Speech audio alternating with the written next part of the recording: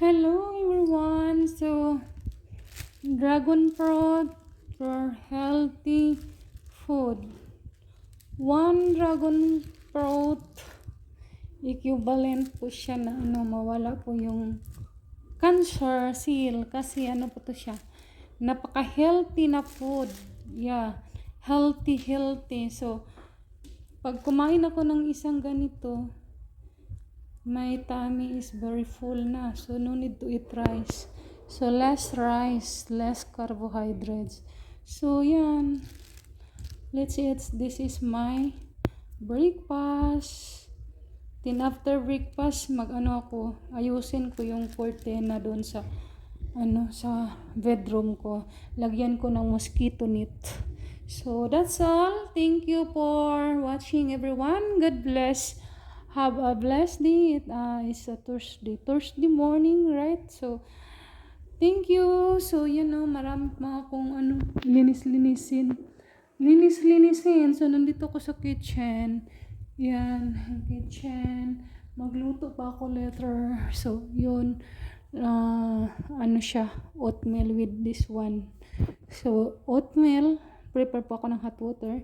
So, that's all. God bless. Bye.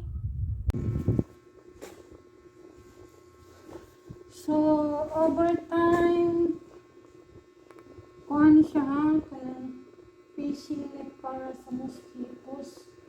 So, yun po. Hindi po, po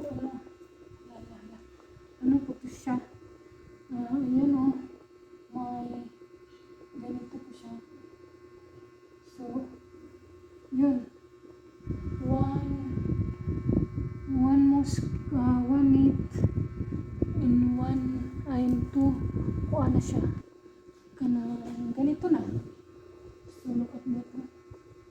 So, ito na. Ganon.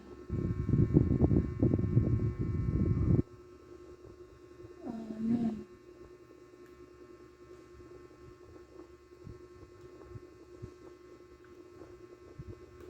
Ganun na. Yan po, siya. Lang po siya, ganun lang po.